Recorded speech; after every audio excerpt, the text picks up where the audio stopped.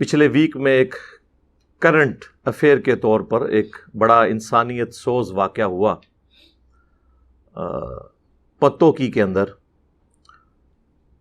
جس میں ایک پاپڑ بیچنے والا، اس کا نام اشرف رپورٹ ہوا ہے، اس کی لاش سر عام رکھی ہوئی تھی اس میرج ہال کے اندر، اور سینکڑوں کا مجمع جو ہے وہ بڑی بے فکری کے ساتھ کھانا کھا رہا تھا۔ اس لاش کے اوپر انہوں نے ایک چادر دی ہوئی تھی، منہ اس کا کھلا ہوا تھا جس پہ مکھیاں بھی بیٹھی ہوئی تھیں۔ اسی حال میں سے کسی نے جرأت کر کے ایک ویڈیو بنائی جس میں انہوں نے ریئل ٹائم دکھایا کہ یہ لاش کہاں پہ پڑی ہے، پھر آڈینس بھی دکھائی جو وہاں پہ بیٹھی ہوئی تھی۔ اتنی بے فکری کے ساتھ ایک لاش کی موجودگی کے اندر، بجائے اس کے کہ اسے وہ کسی ہاسپٹل تک پہنچاتے یا ایمرجنسی والوں کے حوالے کرتے، بڑی بے فکری سے وہ کھانا کھا رہے تھے۔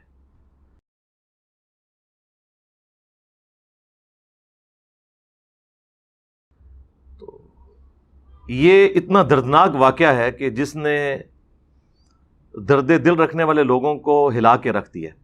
باقی جو اس واقعے کے حوالے سے مختلف چیزیں رپورٹ ہوئی ہیں،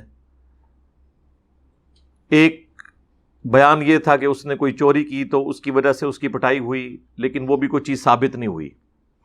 جو سب سے مضبوط رائے پتہ چلی ہے وہ یہی ہے کہ اسے ہارٹ فیلئر ہوا جب وہ نوٹ وغیرہ لوٹ رہا تھا بارات کے موقع کے اوپر۔ بہرحال کچھ بھی ہوا، یہ تو ایک چونکہ اب کیس انڈر انویسٹیگیشن ہے، ہمیں اس سے کوئی غرض نہیں ہے کہ لوگوں نے اسے مار کے قتل کیا یا وہ نیچرل ڈیتھ مرا۔ دونوں صورتوں میں اصل ایشو جو بڑے والا ہے وہ یہ ہے کہ ایک لاش کی موجودگی میں اتنے زیادہ لوگ جو مسلمان کہلاتے ہیں اتنی بے فکری کے ساتھ کھانا کھا رہے ہیں اور انہیں اس چیز کی پرواہ نہیں۔ کیا ہمارے عموماً گھروں میں بھی ایسا ہوتا ہے کہ لاش پڑی ہوئی ہو، لوگ تو کتنے کتنے دن کھانا کھانا ہی بھول جاتے ہیں؟ اتنی بے حسی، اور وہ بھی زمین کے اوپر۔ کسی نے کوئی ایک صوفہ یا کوئی ایک چارپائی بھی ارینج نہیں کی کہ اس کے اوپر ایک احترام سے ایک انسان کی لاش کو رکھے۔ مسلمان تھا، کافر بھی ہوتا، تب بھی ایک لاش کی تو حرمت ہے۔ ہر انسان نے مرنا ہے، کل نفس ذائقۃ الموت، ہر جان نے موت کا مزہ چکھنا ہے۔ وَنَبْلُوكُمْ بِالشَّرِّ وَالْخَيْرِ فِتْنَةً، اور ہم تمہیں آزماتے ہیں شر اور خیر کے ذریعے۔ ایک فتنہ ہے، ظاہر ہے آزمائش ہے۔ وَإِلَيْنَا تُرْجَعُونَ، اور تمہیں مر کے ہماری ہی طرف لوٹ کر آنا ہے۔ یہ سورۃ الانبیاء میں اللہ تعالیٰ نے ایک کیٹاگوریکلی ایک یونیورسل ٹروتھ بیان کی ہے۔ جب ہر جان کو مرنا ہے تو اسے اپنی اگر موت یاد ہوگی تو وہ چلے اپنی لاش تصور نہیں کر سکتا، اپنے کسی قریبی رشتہ دار کی تو لاش کو تصور کر سکتا ہے کہ اس جگہ پر رکھی ہو۔ اسلام میں تو یعنی زندہ کی حرمت تو بہت بڑے لیول کی ہے، وہ تو ہم اکثر ڈسکس کرتے رہتے ہیں۔ مردہ لاش کی بھی اتنی حرمت ہے، چاہے وہ کسی کافر کی کیوں نہ ہو۔ صحیح بخاری اور صحیح مسلم کی متفق علیہ حدیث ہے، عبد الرحمن تابعی کہتے ہیں کہ ہم قادسیہ میں تھے جب پرشین امپائر گری اور مسلمانوں کے قبضے میں آگے وہ سارے علاقے، تو وہ کہتے ہیں کہ ہمارے اندر اس وقت دو سینئر اصحاب، ان میں سے ایک تو بدری صحابی ہیں، سہل ابن حنیف رضی اللہ تعالیٰ عنہ، وہ موجود تھے۔ یہ وہی تھے کہ جن کو حضرت معاویہ رضی اللہ تعالیٰ عنہ کو معزول کر کے مولا علی نے گورنر شام لگایا تھا، سہل ابن حنیف۔ لیکن یہ جو واقعہ ڈسکس ہو رہا ہے یہ حضرت عمر کے دور کا ہے۔ اور قیس ابن سعد رضی اللہ عنہما وعلیہم السلام، وہ کہتے ہیں اتنے میں ایک شخص کا جنازہ گزرا جو کہ ذمی تھا، ٹیکس پیئر تھا، کافر تھا۔ تو وہ دونوں اصحاب جو ہے نا کھڑے ہو گئے اس جنازے کو دیکھ کے۔ تو جب جنازہ آگے چلا گیا تو باقی لوگوں نے پوچھا کہ یہ تو ایک کافر کا جنازہ تھا، آپ اس کی لاش کی رسپیکٹ میں کیوں کھڑے ہوئے ہیں؟ تو ان دونوں نے فرمایا کہ ایک دفعہ ہم نبی صلی اللہ علیہ وآلہ وسلم کے ساتھ تھے، آپ کے سامنے ایک یہودی کا جنازہ گزرا اور نبی علیہ السلام بھی اس طرح کھڑے ہو گئے. ہم نے بھی حضور سے یہی سوال کیا تو آپ نے فرمایا کہ وہ نفس اور جان تو تھی نہ مرنے والی، انسان تو تھا نا. آپ ویسے کہتے رہے کہ جی فلاں جو ہے وہ کتے سے بھی بدتر ہو گیا اگر ہمارا فرقہ چھوڑ گیا. لیکن نبی علیہ السلام نے ایک یہودی کی لاش کو یہ پروٹوکول دیا ہے کہ جب تک وہ لاش سامنے سے گزر رہی تھی نبی علیہ السلام کھڑے ہو گئے. یہ امت کے لیے ایک درس تھا. ویسے تو ہمیں بتایا جاتا ہے جی، وہ صحیح مسلم کے اندر حدیث ہے کہ جو شخص کسی قبر پر بیٹھ جائے تو نبی صلی اللہ علیہ وآلہ وسلم نے فرمایا اس سے بہتر ہے کہ وہ انگاروں پر بیٹھے اور وہ انگارے اس کے کپڑوں اور کھال کو بھی جلا دینا. وہ تکلیف جو ہے نا وہ کم ہے اس کی نسبت کسی قبر پہ بیٹھنے کا عذاب زیادہ ہونے والا ہے. حالانکہ قبر پہ بیٹھنے سے اس مردے کو کیا ہونا ہے، وہ تو نیچے دفن ہے. اتنا پروٹوکول ہے ایک لاش کا جو قبر کے اندر رکھی ہوئی ہے. جامعہ ترمذی اور سنن ابن ماجہ کے اندر حدیث ہے کہ ایک مسلمان کی حرمت اور عزت جو ہے وہ کعبے سے بھی بڑھ کر ہے. مجھے بتائیں اگر کعبے کی اینٹ سے اینٹ بجائی جا رہی ہو، وہاں کھڑے ہو کر کوئی لنچ کر سکتا ہے اس طرح ٹیبل لگا کے؟ کوئی مسلمان گیا گزرا ہو جتنا مرضی، یا وہ کعبے کی حرمت کی حفاظت کی کوشش کرے گا؟ کھانا پینا ہی بھول جائے گا اسے. اور کعبے سے بڑھ کر جس کی حرمت تھی اس کی لاش رکھی ہوئی ہے اور یہ لوگ کھانا پینا کر رہے ہیں بالکل بے فکری کے ساتھ. میں آپ کو کمپیریزن بتا رہا ہوں. اسی لیے دیکھیں نبی علیہ السلام نے بڑی سمجھداری کے ساتھ وہ خطبہ دیا تھا، یوم النحر کا خطبہ، جو حجۃ الوداع یوم عرفہ سے اگلے دن قربانی کا دن آیا، اس کا خطبہ بخاری اور مسلم میں ہے. کافی ڈیٹیلڈ خطبہ ہے. اس میں الفاظ ہیں کہ نبی صلی اللہ علیہ وآلہ وسلم نے فرمایا جس طرح اس حرمت والے مہینے ذوالحجہ کی حرمت ہے، اس شہر مکہ کی حرمت ہے، آج کے اس قربانی کے دن کی حرمت ہے 10 ذوالحجہ کی، اسی طریقے سے اللہ تعالی کے نزدیک تمہاری جان، مال اور عزت ایک مسلمان کی دوسرے کے حق میں حرام ہے. ان کی بھی حرمت اسی طریقے سے ہے.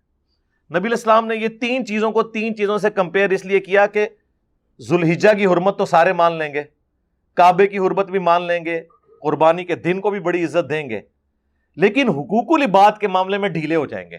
نبی علیہ السلام نے ان 3 چیزوں کے ایکویلنٹ پھر 3 چیزیں گنوائیں: جان، مال، عزت ایک مسلمان کی دوسرے مسلمان کے حق میں حرام ہے. جس طرح کہ اس طرح تم حرام سمجھتے ہو ذوالحجہ کی حرمت کو پامال کرنا، یا کعبہ شریف کی حرمت کو پامال کرنا، یا قربانی کے دن کی حرمت کو پامال کرنا. کمپیریزن دیکھیں، یہ ہے وہ دین جو کتابوں کے اندر آیا ہوا ہے. یہ جذباتی دین نہیں ہے، یہ دین کی روح ہے. لوگ حقوق اللہ کے معاملے کے اندر تو آپ کو بڑے ماشاء اللہ تعالی نظر آئیں گے ایکٹیو. حقوق العباد کے حوالے سے جہاں کہیں بھی کبھی ٹیسٹ آیا ہے مسلمان کے اوپر، میں نے تو مسلمانوں کو فیل ہوتے ہوئے دیکھا ہے، جس کی زندہ مثال یہ والی ایکٹیویٹی ہوئی. یہ تو انسان اپنے آپ کو وہاں رکھ کے دیکھے نا. بخاری اور مسلم دونوں میں حدیث ہے، اس ذات کی قسم جس کے قبضے قدرت میں میری جان ہے، تم اس وقت تک مؤمن ہو ہی نہیں سکتے جب تک کہ اپنے بھائی کے حق میں بھی وہ چیز پسند نہ کر لو جو اپنے حق میں پسند کرتے ہو.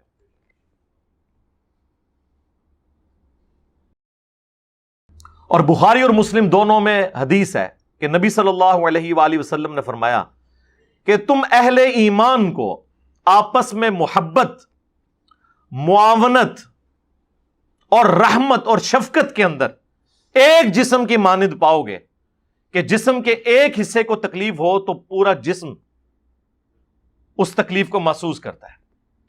اور اس کا کلائمیکس صحیح مسلم کی وہ حدیث ہے کہ اگر آنکھ میں تکلیف ہوتی ہے یا سر میں درد ہوتا ہے تو پورا جسم پوری رات کاٹ کے گزارتا ہے، کیونکہ مسلمان ایک جسم کی مانند ہے. یعنی نبی علیہ السلام نے کس لیول تک جا کے سمجھایا. پھر بخاری اور مسلم میں ایک اور حدیث ہے کہ نبی صلی اللہ علیہ وآلہ وسلم نے فرمایا کہ جو شخص مخلوق پر رحم نہیں کرتا اللہ بھی اس پر رحم نہیں کرتا.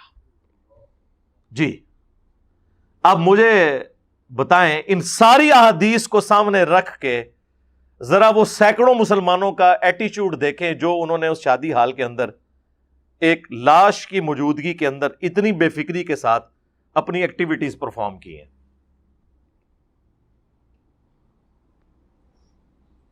نعرے لگوا لیں ان سے, نعروں میں ان کا مقابلہ کوئی نہیں کر سکتا, ٹوکے اٹھانے میں ان کا مقابلہ کوئی نہیں کر سکتا, اور جہاں پریکٹیکلی کوئی کام کرنے کی باری آتی ہے وہاں یہ دیکھ لیں کہ سارے کے سارے فیل ہو جاتے ہیں.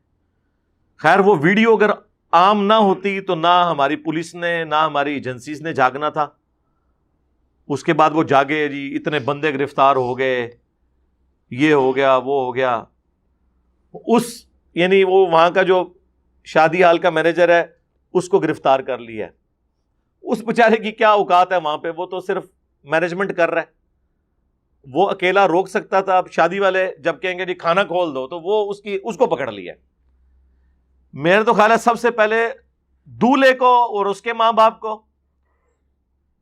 اور دلہن کو تو چھوڑ دیا جائے, ظاہر ہے وہ تو بیچاری ڈیفینسو موڈ میں ہی ہوگی, عورت ہے, لیکن اس کے باپ کو ضرور پکڑا جائے, دولہے کے باپ کو بھی اور دلہن کے باپ کو بھی. ان کو گرفتار کیا جائے کہ یار تم لوگ انسان ہو یا جانور ہو, اس طرح کا سلوک کرتے ہیں. تمہارے اپنے اوپر یہ سب کچھ ہوتا تو کیا تم لوگ بھی اسی طریقے سے بیہیو کرتے اگر گھر میں لاش رکھی ہوئی ہوتی؟ اور تم لوگوں نے اتنی بے فکری کے ساتھ ایک ایکٹیویٹی پرفارم کی ہے اور اس طرف دیکھ بھی نہیں رہا کوئی, اتنی بے فکری کے ساتھ کھانے کے اوپر ٹوٹے میں کہتا ہوں جی اس کو تو چھوڑ دیں, وہاں پہ کوئی جانور مرا پڑا ہو نا, میرے سے تو وہاں پہ روٹی بھی نہ کھائی جائے کہ یار اس کو پہلے ٹھکانے لگاؤ. اللہ کے بندو, ظاہر ہے انسان کو اللہ نے رقیق القلب بنایا ہے, بہرحال کسی کی نیچر پرورٹڈ ہو جائے الگ بات ہے, ادروائز انسان میں تو انسانیت ہونی چاہیے, انس ہونا چاہیے, محبت ہونی چاہیے دوسرے انسان کے لیے. میں نے تو آپ کو احادیث سے یعنی یہودیوں کے جنازے کی مثال دے دی ہے, پیچھے تو کوئی بات ہی نہیں بچ جاتی, کیونکہ ہم تو سب سے بری مخلوق انہی کو سمجھتے ہیں نا. اسی لیے جب ہم نے کسی کو گالی دینی ہوتی ہے تو ہم اسے کہہ دیتے ہیں یہودی ایجنٹ, چاہے وہ ملک کا پرائم منسٹر ہو اور چاہے یعنی جس طرح پرائم منسٹر صاحب کی وجہ سے ہمارے باقی پولیٹیکل جماعتیں جو ہے نا ان میں کافی بدلاؤ آیا ہے جب تک عمران خان صاحب میدان عمل میں نہیں اترے تھے. اس طریقے سے ہمارے میدان عمل میں اترنے کے بعد مولویوں کو بھی اب تھوڑی سی تیاری کرنی پڑتی ہے جمعے کا خطبہ دینے سے پہلے کہ کوئی پوچھ ہی نہ لوے. پہلے تو ان کو ہوتا تھا کہ دیکھی جائے گی, کسی کی مجال ہم سے پوچھ سکے. تو خدا کے لیے ہوش کے ناخن لیں اور اپنی آخرت کی فکر کریں. باقی دیکھیں ہر شخص نے مرنا ہے. میں تو کہتا ہوں جب انسان اپنی موت کو یاد کرتا ہے تو انسان کانپ اٹھتا ہے کہ کسی کے ساتھ بھی ایسا معاملہ ہو سکتا ہے, کسی کے بچے کے ساتھ ایسا ہو سکتا ہے, کسی کے باپ کے ساتھ ایسا ہو سکتا ہے. موت نے بتا کے تو نہیں آنا. تو جب آپ کسی دوسرے کے ساتھ اس طرح کا سلوک کر رہے ہیں تو کل کو آپ بھی تیار رہیں کہ آپ کے ساتھ بھی اس طرح کی ایکٹیویٹی پرفارم ہو سکتی ہے. اور شوق اتنا چڑھا ہوا ہے پوری دنیا میں اسلام کا پرچم لہرانے کا, آپ کا کوئی کام ایسا ہے کہ جو آپ پریزنٹ کر سکیں کافروں کو کہ ہاں جی یہ دیکھو, ہاں ان کے تو ہم آپ کو دکھا دیتے ہیں. پھر گالیاں کھانی پڑتی ہیں مجھے, جی انجینئر صاحب گوروں کی تعریف کرتے ہیں, کی کریے پھر تو اسی بھی کو لے کے آؤ نا.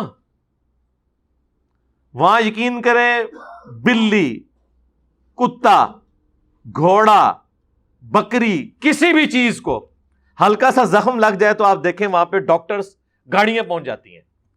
ہوتا ہے کہ نہیں؟ آپ لوگ دیکھتے نہیں ہیں؟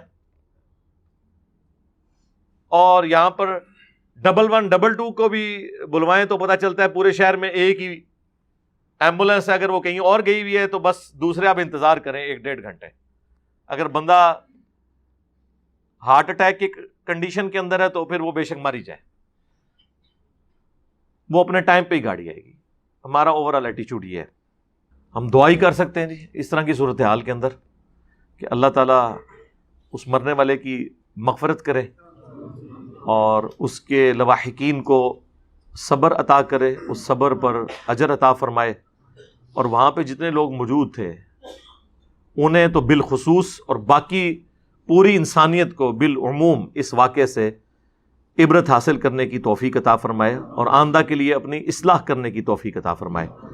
صلو علی محمد و آل محمد، اللہم صلی علی محمد وعلی آل محمد و اصحاب محمد اجمعین الی یوم الدین، آمین.